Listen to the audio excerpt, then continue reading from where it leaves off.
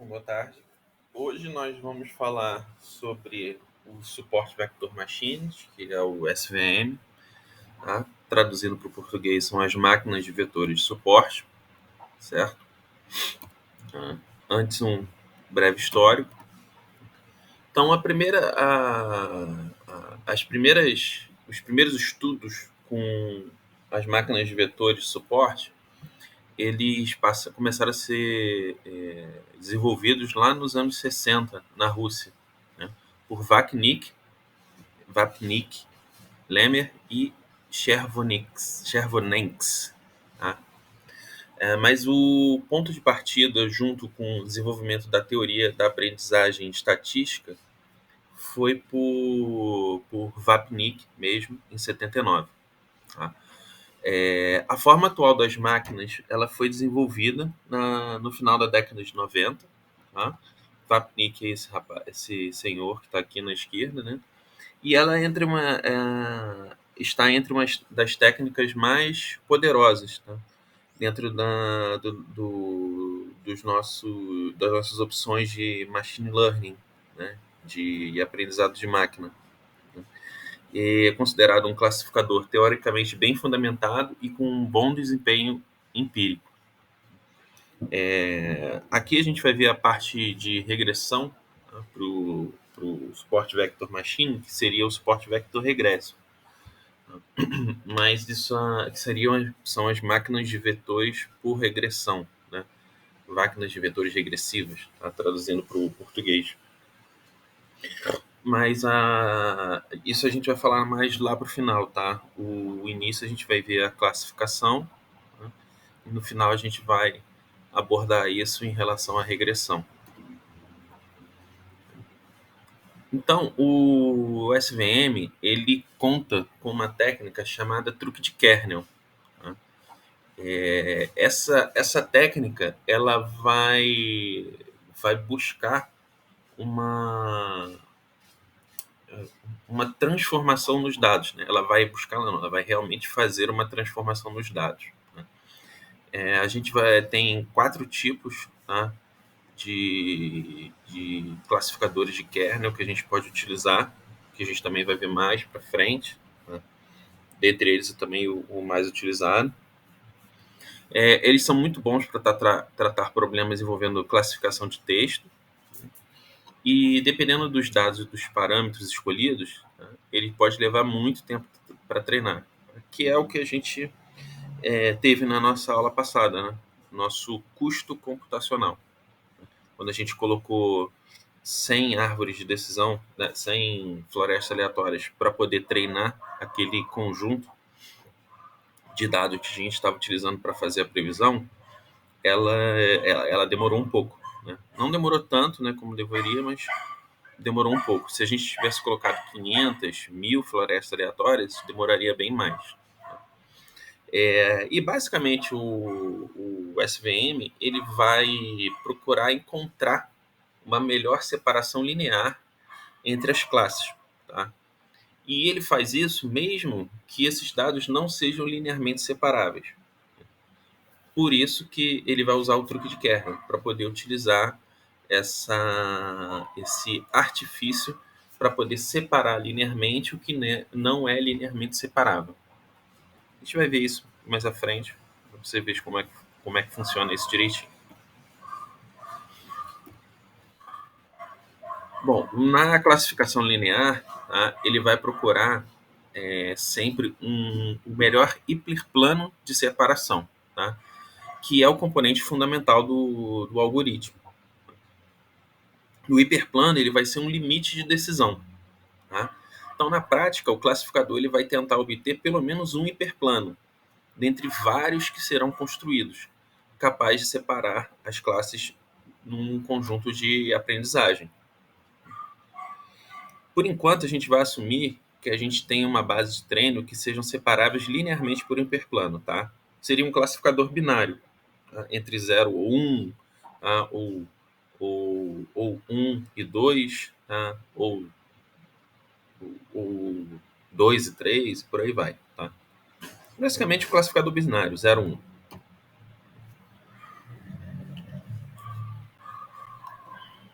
Nesse caso, essa aqui seriam as equações possíveis, tá? Para um modelo de classificação, tá? Tanto para o modelo de regressão. Tá? Beta 0, beta 1, beta 2 são as nossas constantes. Tá? E x1, x2 até xp seriam as nossas quantidades as nossas variáveis, né? Os nossos vetores independentes. Tá? Bom, então esses vetores, tá, multiplicados por essas constantes, tá, eles podem dar zero, ser maior do que zero, ou ser menor do que zero. Tá? Basicamente, a gente pode traçar uma reta onde a gente separa bolinhas rosas de bolinhas azuis. A classificação linear ela vai ser composta por essa reta, né, que a gente pode separar essas bolinhas. No caso aqui são bolinhas verdes e azuis. Né? E quando a gente vai utilizar, vai olhar essa reta, os nossos vetores de suporte, que a gente chama de vetor de suporte, tá? Eles são os pontos mais próximos do nosso hiperplano de separação, tá? Que a gente chama de hiperplano ótimo, tá? Que seria o melhor hiperplano que a gente traçaria, tá? A melhor reta, no caso, né? Que a gente traçaria para poder separar essas duas classes. Tá? Aqui, no caso, classe de bolinhas vermelhas e classe de triângulos não, quadradinhos azuis. Tá? E as bolinhas vermelhas e os quadradinhos azuis que estivessem mais próximos ao hiperplano, os que estão mais próximos, a gente chama de vetores de suporte.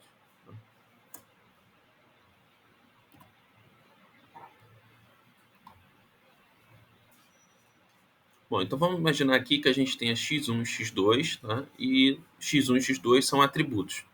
x1 é o tempo gasto nas redes sociais e x2 um tempo gasto na academia. Então a gente coloca que mais 1 e menos 1 são as classes. Tá?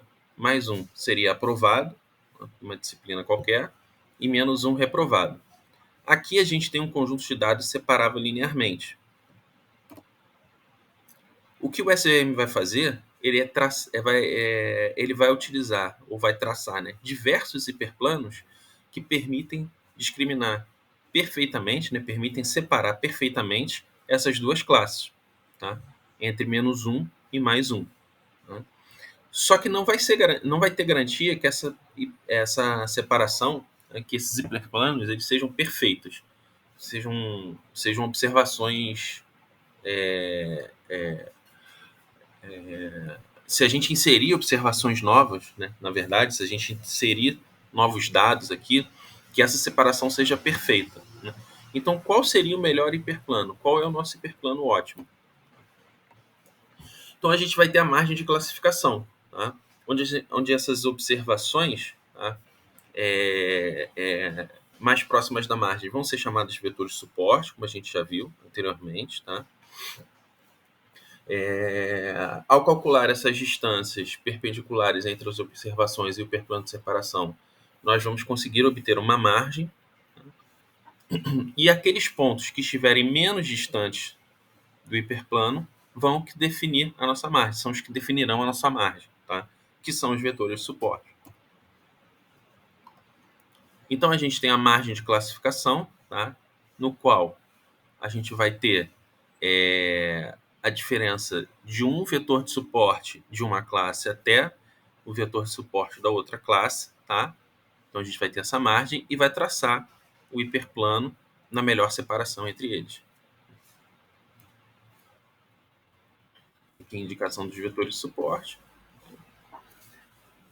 A gente também tem as opções de hiperplanos de margem máxima. Quando a gente tem margens grandes, a gente tende a ter erros de generalização melhores. Margens pequenas vão ser vulneráveis a perturbações, ou seja, elas podem causar um overfitting, né, um sobreajuste. Né? E a gente também tem o conceito de margem máxima, né? Que é o hard margin, que minimiza a distância entre uma ou mais observações das diferentes classes e a margem correspondente. O SVM ele sempre vai procurar o hiperplano com maior margem, porque é a margem que vai buscar, ou pelo menos vai ter menor probabilidade de ter overfit. Se esse hiperplano não tiver a... Quanto maior margem esse hiperplano tiver, menor a probabilidade de ocorrer um overfitting dentro dos nossos dados. Principalmente quando a gente for atribuir novos valores a esse conjunto de dados. Bom, então aqui ele traça o hiperplano de margem máxima, né? E obtém novos vetores de suporte, tá? Anterior àquele hiperplano que estava traçado anteriormente, que estavam com esses vetores aqui.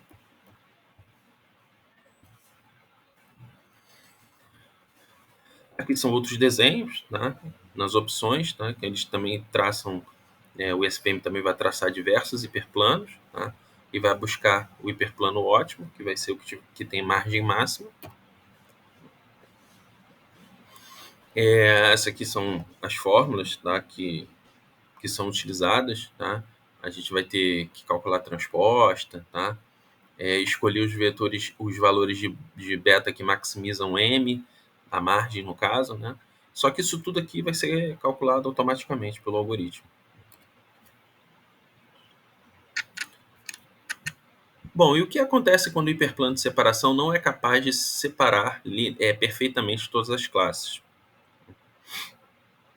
Um classificador baseado em hiperplano de separação, ele tentará classificar perfeitamente todas as observações, fato que o torna muito sensível a qualquer alteração nas observações individuais, nos valores individuais. Tá?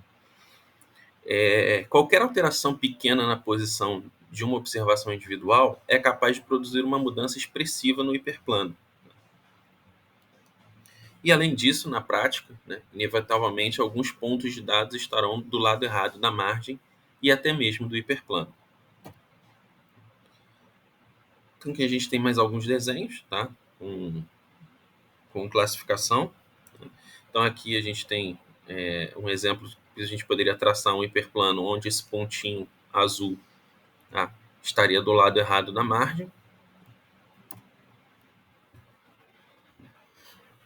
E a gente tem o hiperplano de margem sensível, tá?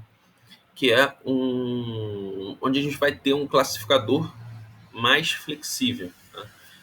Baseado num hiperplano que não vai garantir uma separação perfeita nas classes de treino, mas vai ter um bom desempenho na maior parte das observações dos valores, tá?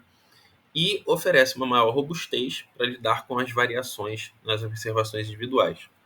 Então, ao invés de maximizar a margem de erro, ao mesmo tempo a gente pode conseguir ou tentar garantir, né, que todas as observações estejam no lado correto do hiperplano e da margem. Mas a gente pode também tolerar algumas violações dentro dessa margem quanto ao hiperplano. É o chamado hiperplano soft margin, tá? De margem mais sensível. Deixa eu só descer um pouquinho isso aqui rapidinho.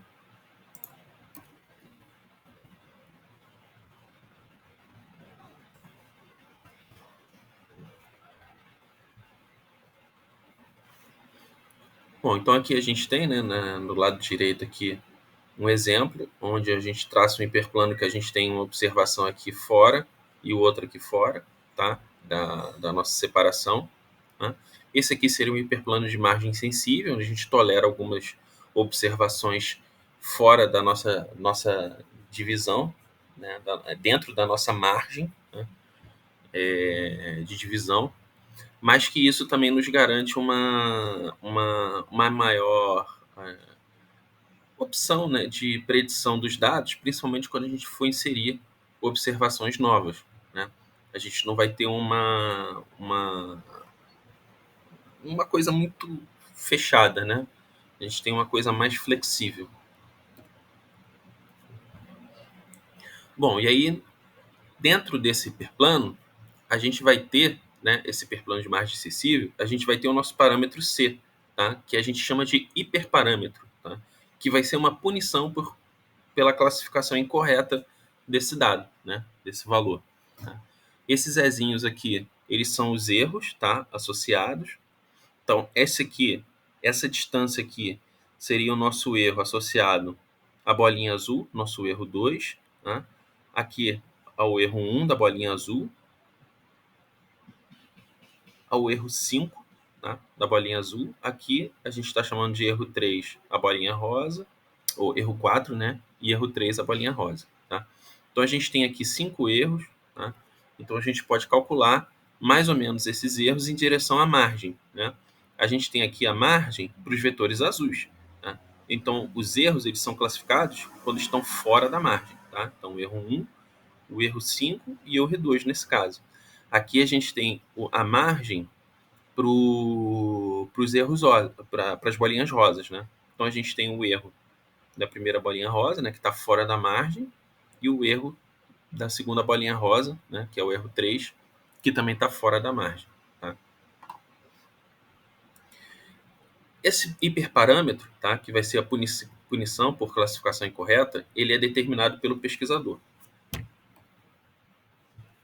Então, quanto maior for o valor de C, mais violações a gente vai permitir. E quando o valor de C for escolhido, ele deve ser escolhido com parcimônia, né? Então a gente vai tolerar alguns erros, certo? Obviamente, né, quando a gente aumenta o valor de C, o número de vetores de suporte ele também vai aumentar. Né? Então, quanto menor for o valor de C, menor o número de vetores de suporte. Quando a gente aumenta o valor de C, a gente aumenta o número de vetores de suporte, potencialmente isso pode levar a um sobreajuste, a um overfitting. Okay? Então, aqui é um exemplo de hiperplano de margem sensível, onde a gente tem muitos dados. Tá? Isso aqui seria um exemplo, provavelmente, de overfitting que a gente teria. Certo?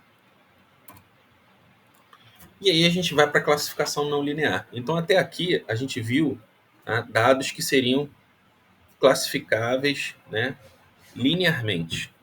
Então, eles seriam perfeitamente linearmente classificáveis. Mas o que acontece quando a gente tem opções, né, ou dados que não sejam linearmente classificáveis? Então, como a gente já falou um pouquinho atrás, tá, a gente vai usar o truque de kernel, tá, que é o kernel trick.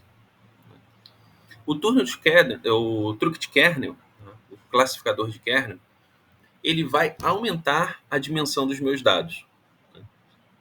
Quando ele aumenta a dimensão dos dados, ele consegue uma melhor separação entre as classes. Tá? Ou seja, na prática, né? Ou em outras palavras, tá? O espaço original ele vai passar por um espaço de dimensão maior. Então, se eu tiver um R quadrado, ele vai passar por um R ao cubo. Se eu tiver um R ao cubo, ele vai passar por um R à quarta. E assim sucessivamente. Tá? Esse aqui é um exemplo que a gente não conseguiria uma classificação linear com base no hiperplano sem utilizar o truque de kernel. Tá? A gente não teria como separar os dados azuis e rosas, tá? Traçando apenas uma reta, traçando apenas um hiperplano. O que a gente faz com os dados é aumentar a dimensão. Né? Então, se a gente tem aqui dados ao r quadrado, tá? A gente vai jogar ao r ao cubo. Então, no r quadrado, se a gente fosse utilizar uma separação no hiperplano, tá? A gente não conseguiria. Mas quando a gente joga esses dados para uma outra dimensão, a gente consegue separar. Tá? E aí a gente consegue um plano. Por isso que a gente chama no SVM de hiperplano. Tá? Porque na verdade ele não vai ser uma reta, ele vai ser de fato um plano, porque ele vai aumentar a dimensão dos meus dados. Tá? Quando eu tenho dados linearmente separáveis, eu consigo traçar uma reta. Quando eu não tenho, eu preciso de um plano. Tá? Vou separar através de um plano. Então, nesse plano aqui, eu consigo separar bolinhas vermelhas de bolinhas azuis. Tá? Consigo fazer uma classificação através desse hiperplano. Então, basicamente, a gente tem os nossos dados no espaço original, tá? A gente vai utilizar o truque de kernel para separar esses dados, tá? Colocar as bolinhas vermelhas de um lado, as bolinhas azuis do outro, traçar o hiperplano, tá? E aí a gente vai procurar o hiperplano ótimo, né? Que seria o que tem a melhor separação. E depois a gente volta para os nossos dados original. Né? A gente voltando para os nossos dados original, esse hiperplano se tornaria, na verdade, um círculo, né? Onde ele conseguiria separar perfeitamente bolinhas azuis de bolinhas vermelhas.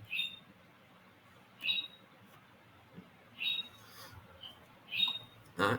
Bom, então ao mapear o espaço de entrada em um espaço de dimensão maior, a tarefa de encontrar o separador de margem máxima ele pode ser intratável. Ou seja, pode ser praticamente praticamente impossível, né? Muito difícil. Os vetores eles passam a ter muitos elementos e fazer o produto interno de dois vetores é custoso. Tá? Então a solução vai ser usar o teorema de Mercer, de 1909, onde a gente vai utilizar a transposta dos dados, tá? De alguns dados. Tá? E para utilizar esse teorema de Mercer, tá? A gente vai ter as funções de kernel, tá? Que é aqui que a gente vai indicar para o algoritmo qual a função que a gente quer para fazer o nosso VM.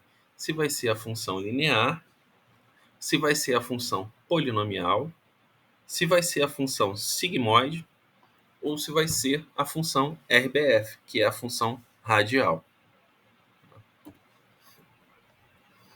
Então a função de kernel ela vai ser determinante para o sucesso do nosso classificador. Né? E a mais conhecida e, consequentemente, mais utilizada, tá, é a função radial. Se a gente voltar aqui, a gente pode ver que a função radial ela é baseada numa distribuição normal, tá? Uma distribuição gaussiana, que quem já fez a disciplina de estatística, tá, sabe que a distribuição normal, tá, é a distribuição que a gente busca, né, dentro dos nossos dados.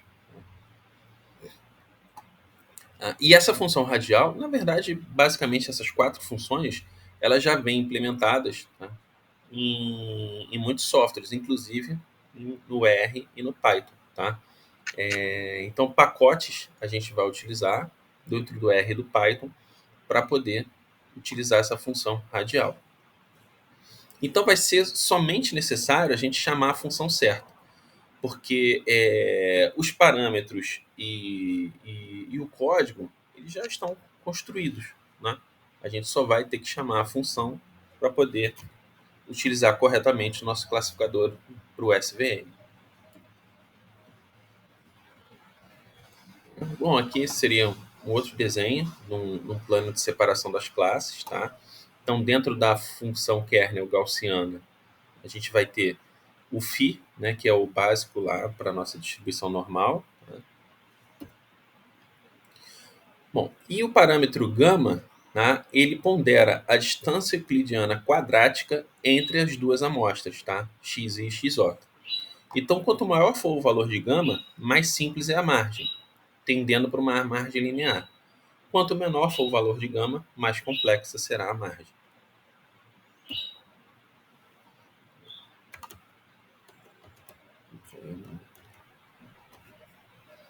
Bom, o SVM ele também pode trabalhar com múltiplas classes. Tá? Quando a gente tiver múltiplas classes, é porque a gente vai ter classes maior do que 2. Né? Então, 3 para frente, né, já vai ser considerada classes múltiplas ou múltiplas classes. Tá? Não necessariamente uma classe binária, tá? Menos 1 em 1 ou 0 em 1, ou qualquer coisa nesse sentido. Né? Para fazer o SVM para múltiplas classes, a gente pode usar a decomposição 1 versus todos, tá? 1 contra todos, ou a decomposição todos contra todos. Na decomposição 1 contra todos, tá? A gente vai utilizar esta função aqui, tá? O argumento máximo entre 1 e k de uma função de x. Certo? Na deposição todos contra todos, tá? A gente vai utilizar todas as separações possíveis 2 a 2, tá? Então, se eu tiver a solução final vai ser dada pela classe com maior quantidade de votos, tá? Sendo que essa deposição todos contra todos, tá? Ele vai ter um modelo denominado DAG-SVM, tá? Que vai utilizar grafos direcionados, tá? DAG, sendo cada nó um grafo encarregado de classificar entre duas classes distintas, tá? Então, esse aqui é um exemplo de uma arquitetura do método DAG-SVM, tá? Então, se eu tiver aqui 4 classes, tá? Eu vou fazer 1 versus 4, tá? Aí vou considerar tirando 1, tirando a 4, tá? Então, ficaria 2, 3, 4, 2 versus 3. Tirando 4, 1 versus 3, 1 versus 3, 1, 2, 3, e assim por diante, tá? Até chegar na decomposição única de uma classe só.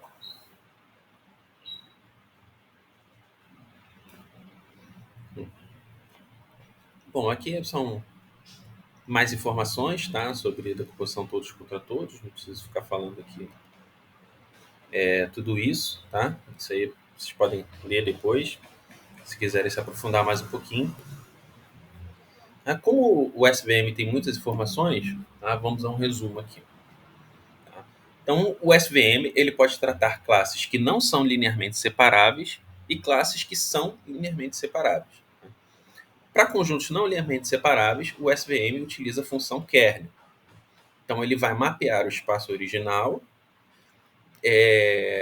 para um espaço não linear de alta dimensionalidade, onde os exemplos possam ser linearmente separáveis, né?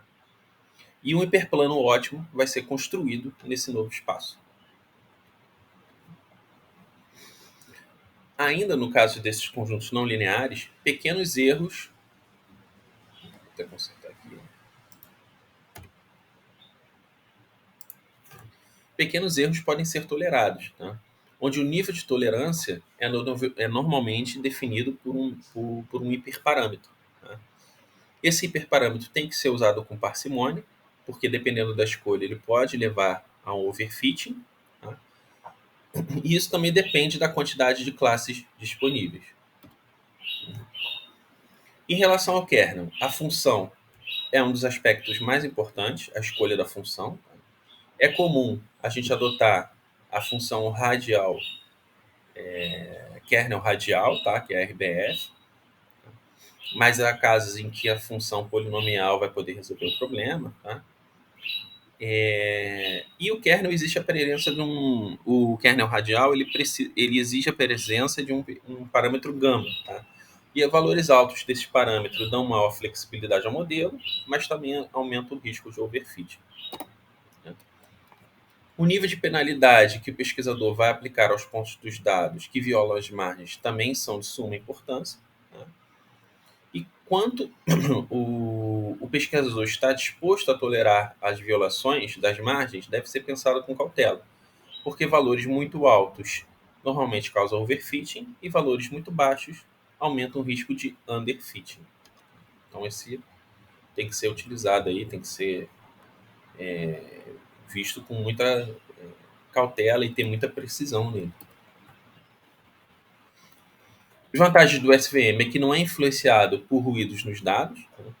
Ele é utilizado para classificação e regressão, ele aprende conceitos não presentes nos dados originais e ele é mais fácil de usar do que as redes neurais.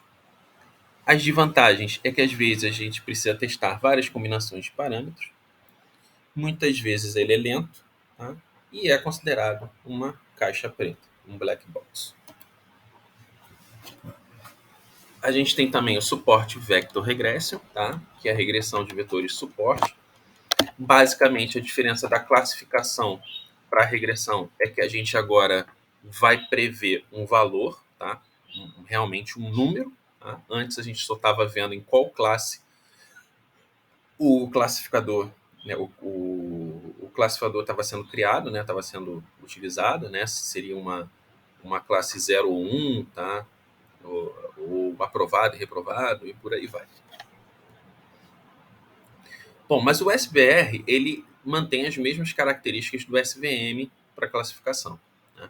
A diferença é que ele possui um parâmetro adicional que é o erro, tá? Que é o que a gente tem também na regressão, tá? O ele é a penalidade do treinamento, tá? É a distância do valor previsto para o valor real. É um dos únicos parâmetros diferentes que pode ser configurado. Em geral, esse parâmetro já vem preenchido com o valor padrão nas bibliotecas, ou seja, nos pacotes do R e do Python.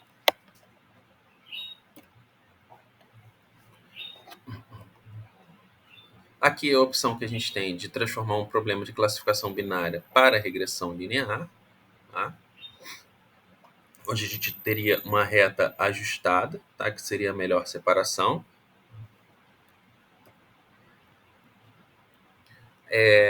No SVR, o hiperplano ele vai ficar no centro do que a gente chama de hipertool, tá? E a margem, tá? Ou a margem máxima, que era do outro, agora a gente vai chamar de 2E, que é 2 vezes o erro. Tá? E aí a gente vai ter inclusão de variáveis de folga, tá? Que vai ser o erro, né, para a esquerda, para o lado negativo, e o erro para a direita, que vai ser o erro para o lado positivo. Tá?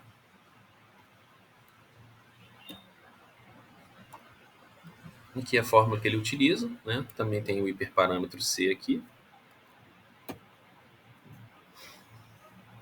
Então, a gente, numa regressão não linear, tá? Onde a gente tem regressão com dados não lineares, a gente utiliza também o kernel trick, tá? O truque de kernel, para poder linearizar esses dados e poder depois traçar o nosso hiperparâmetro, né? E encontrar o nosso hipertubo, tá certo?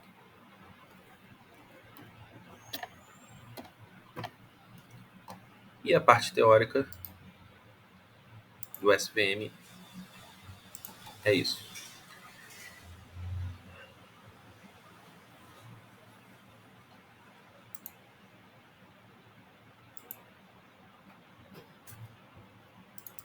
Vamos agora puxar aqui os 3 códigos que a gente vai trabalhar. Lembrando que a gente vai trabalhar sempre também com os mesmos bancos de dados.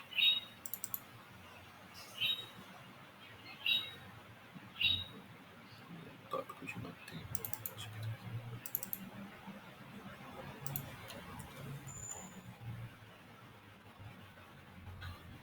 Vai ser 3, 4, 5, 0, 6.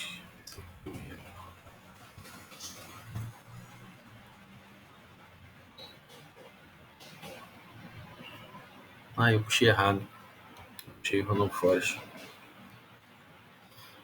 Eu tenho que puxar o SVR. Vou colocar para vocês. Né?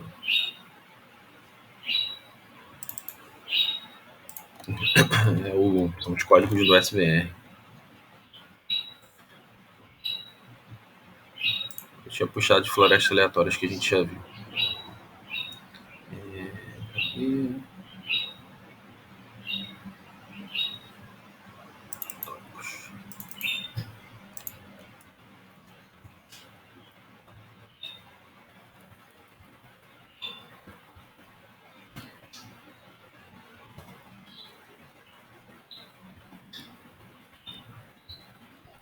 Vou fazer aquele mesmo padrão, tá?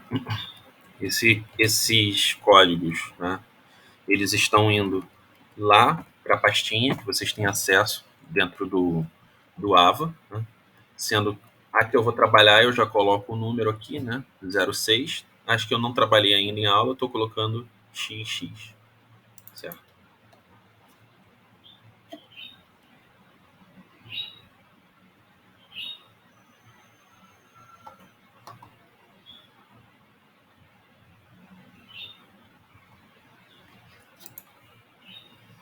Lembrando que se eu quiser limpar aqui Ctrl L, tá?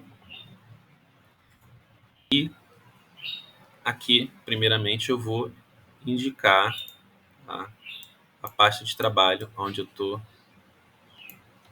com o meu banco de dados. Tem que mudar isso aqui. Primeira coisa a fazer é mudar isso aqui, nesse caso. Tá? Do mesmo jeito que eu estou fazendo aqui. E trocar a barra, que o R entende a outra barra.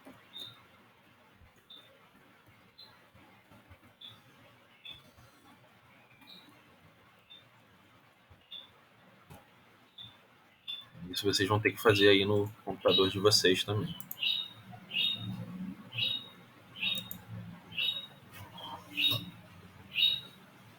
Bom, então aqui eu já botei para rodar, tá? Então eu estou indicando, estou setando a minha pasta de trabalho.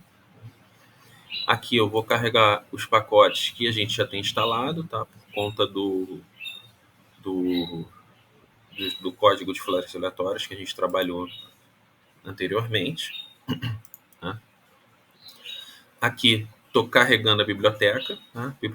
Biblioteca deploy, tá? Para preparar minha base, selecionando as mesmas variáveis que foram utilizadas nos outros.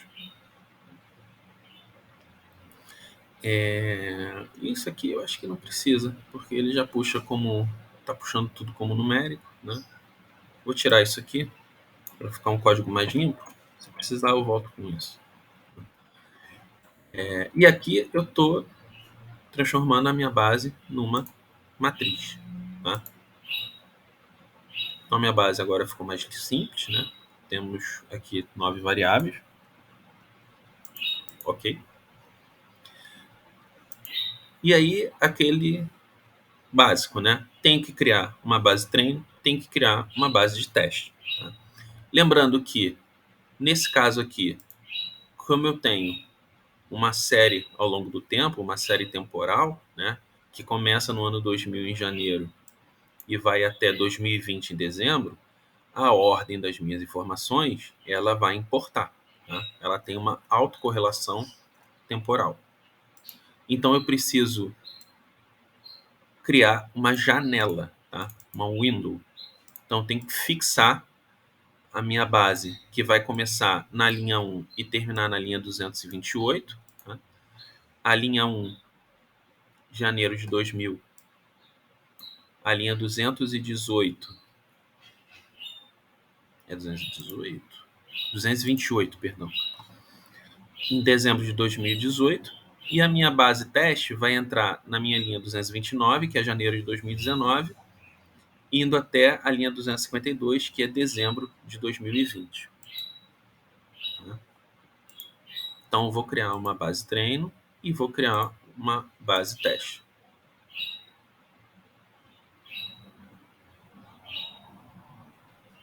Vou tentar aqui. Foi.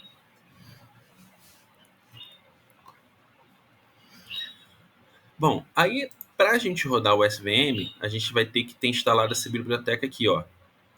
E1071. Eu já tenho ela instalada, tá? Então eu vou só rodar, tá? Library S1071. Quem não tem, tem que fazer aquele procedimento, né? Package, install, procurar lá nomezinho, tá? 1071, ó, já achou, né? E instalar. Ou utilizar a função install.package. Mas eu já tenho aqui, eu vou rodar, certo? Vou salvar isso. E agora eu vou carregar também a minha biblioteca MISC Tools para poder calcular o meu R quadrado posteriormente. Né? E aí eu vou criar o meu regressor. Né?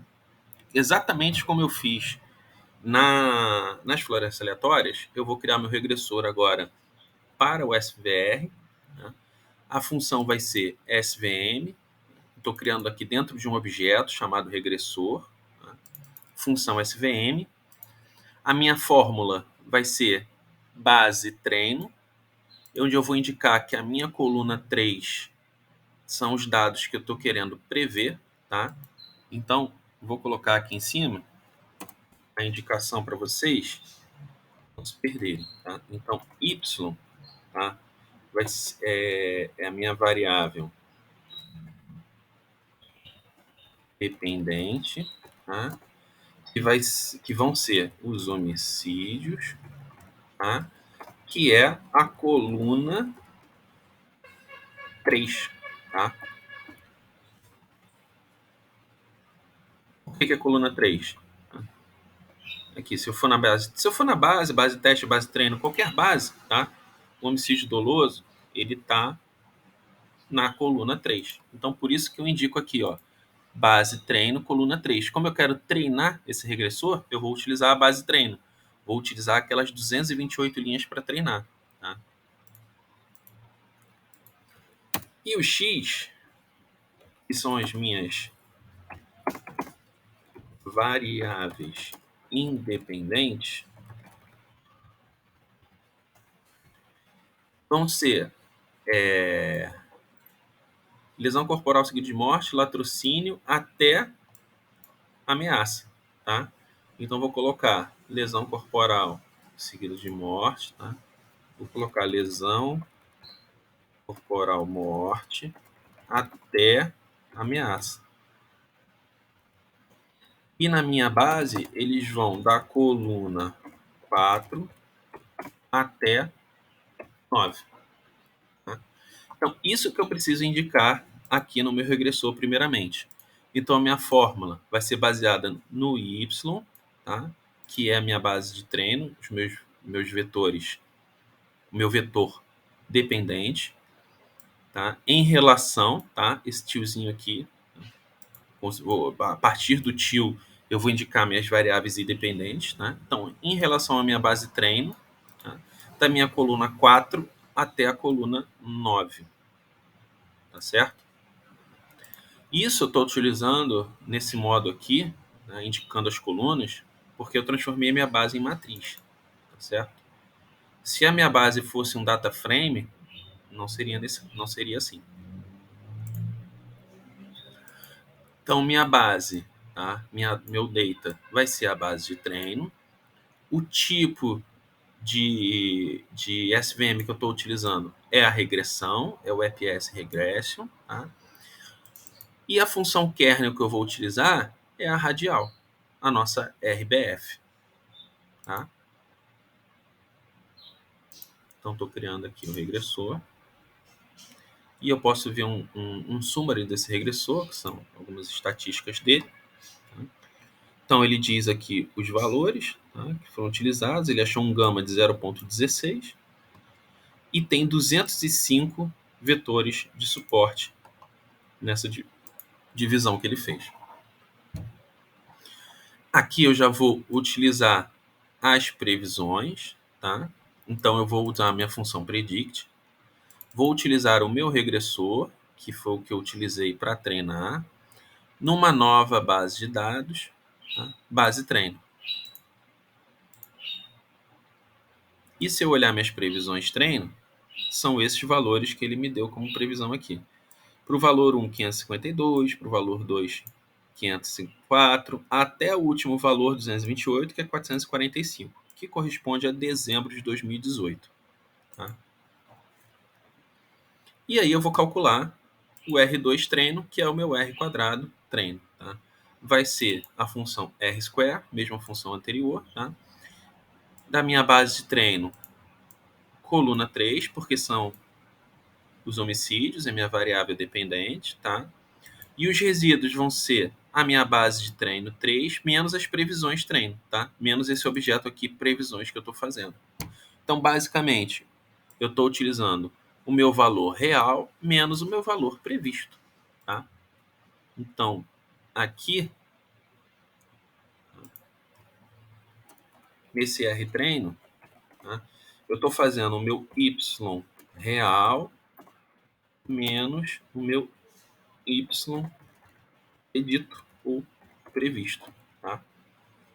Isso é o que a gente chama de resíduos. Então, resíduos, né, dado pela função reside, tá, vai ser o y dos valores reais menos o y previsto. Tá? Então, mandei rodar aqui, eu tenho uma base treino de 0.7.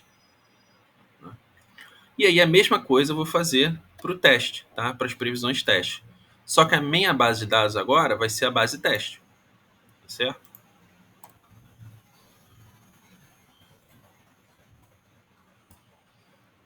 E aí aqui são os valores previstos para a minha base teste, tá?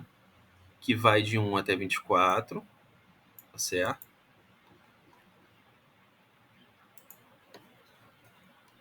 E aí eu calculo o meu R quadrado da base teste, tá? Menos 177. Ou seja, deu overfitting nesse caso. Tá? Vou colocar aqui também para vocês verem. Só para indicar de novo aqui que os resíduos é a mesma coisa que meus y são os valores reais menos o meu y previsto. E a gente também pode utilizar as métricas de previsão. Tá? Library Forecast, para a gente poder carregar essa biblioteca. Uma acurácia, né? Aqui normalmente eu olho o MAP, né? Pode olhar o RMSE, o MAI também, mas eu acabo olhando o MAP. Eu tenho um MAP de 7.7, né? Na minha base treino, perdão, e um MAP de 67% na base teste. Tá? Então, confirma aqui o meu overfitting. Tá? Bom, vamos limpar isso aqui.